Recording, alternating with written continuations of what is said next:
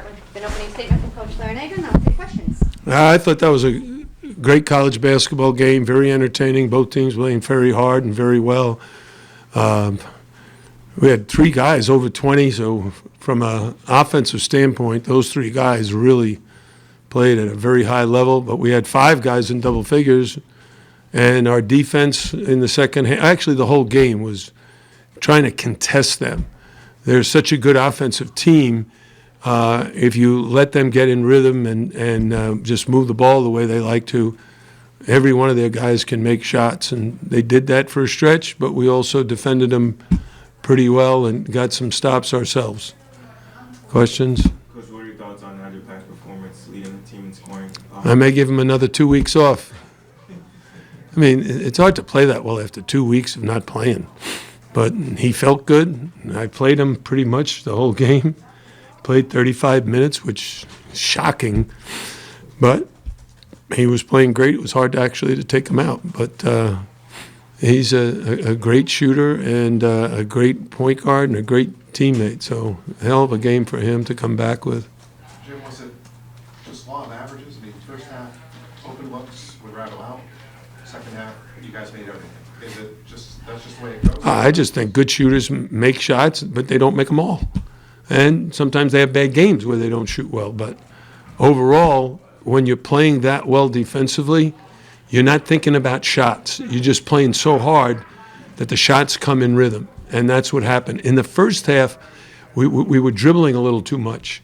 So at halftime, the coaches in our conversations were talking about we got to get the ball moving and more touches. So we did a couple of different things and got him going.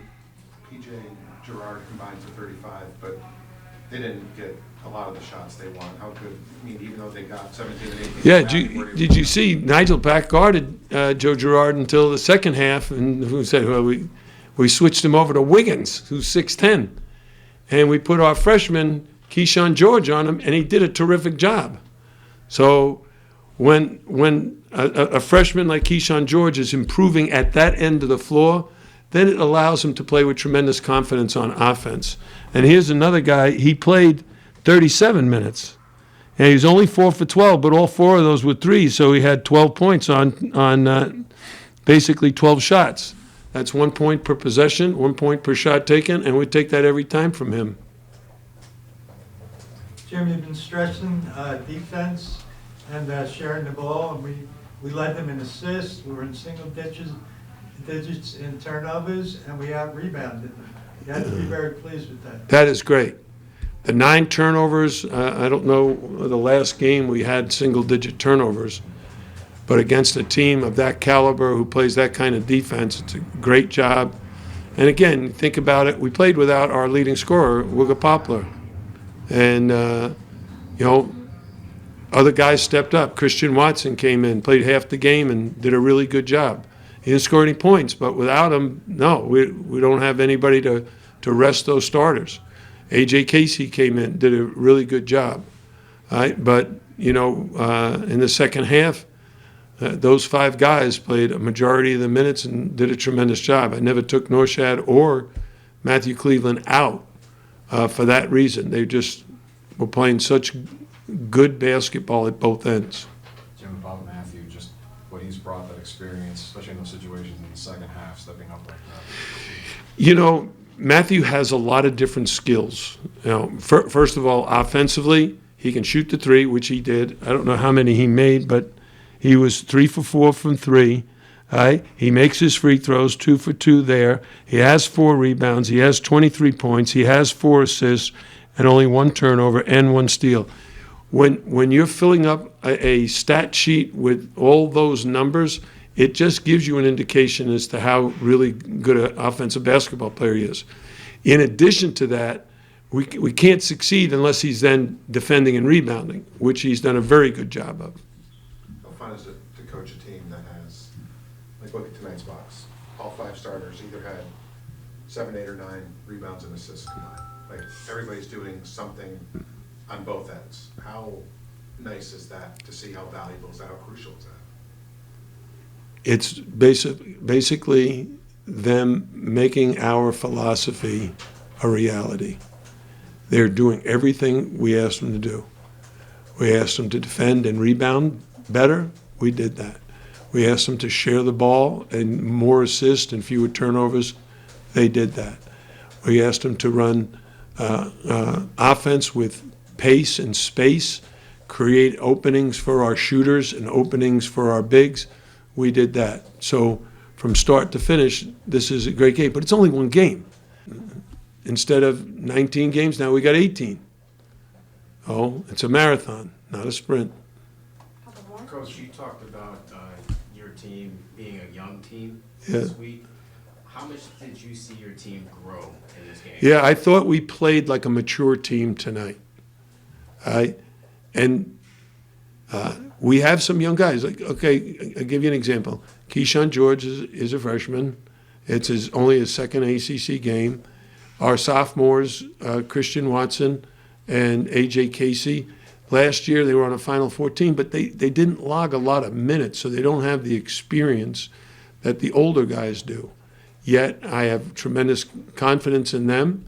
I felt like, hey, if Norshad or Matthew needs a rest or gets in foul trouble, we can count on those sophomores to step in and help us. They showed zone, I think you were up 6.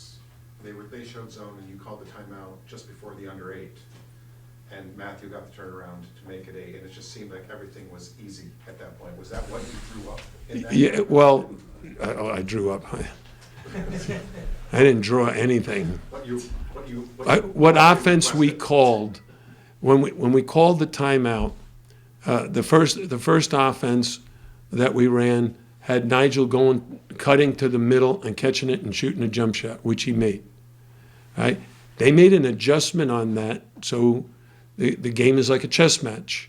So, okay, if they make the adjustment, now they're sticking with him and matching up with him, he's not going to be open every time. So we switched our offense so that Matt was flashing in there and not Nigel. Matt got in there. It's his decision then. Shoot it, pass it, drive it, make a good decision. And he did. He just flashed in there, turned and faced, and buried a 15-foot jump shot. Jim, how's Wooga doing, and what's the process between now and Saturday? You know, yesterday he was limping. So I wasn't counting on him for today, but then at like noontime, I was here and he might play. I was like, oh, wait a minute. I got to talk to Sam Johnson, our trainer, and find out if that's true. And then I called Sam, and he says, well, I'm working with Wooga, and he's on the treadmill. Like, oh, that's a real positive sign. But after he got on the treadmill, he came walking into my office, and he said, I can't go. I'm still in pain. So he sat out. I told him he's like Norshad Omier was in the ACC tournament. He sprained his ankle against Duke, and he was back for the Drake game a week later. Will Wooga be back by Saturday? It's anybody's guess. He's not someone who's sprained ankles before. So when you have a new injury, it's a little concerning, mentally. It's like, should I push off or not? Should I accelerate? Should I jump? So hopefully he's ready, but if he's not, hey, the guys who played tonight will have to do it again. Did Last you question. know you hadn't had? Hold on. So what are your thoughts on Wake Forest heading into that contest on the road to the ACC opponent? Well, I'd really like to just concentrate on Clemson, but here's what I will say. No, I'm good. Wake Forest is really, really good. Now that they're at full strength, they're much better than they were in November. Because they got Efton Reed and a host of big guys and those guards who are now used to playing with each other for 10, 12, 13 games. Oh, good. Last question, Tim. Did you know you hadn't had 3 guys with 23 or more since you've been here? I think it's the first time in 50 years for me. First time ever? It's hard to get 20. It's hard to get 2 guys in the 20s, and it's really hard to get them 23 or more, 3 of them. So that's definitely a first in my coaching career. I had a game at Bowling Green where the leading scorer had 40, and the second leading scorer had 32. 40's the most points ever scored playing for me. And it was her son. Did you know that? It was your son? Yeah, I knew. Antonio Daniels had 32 the same night.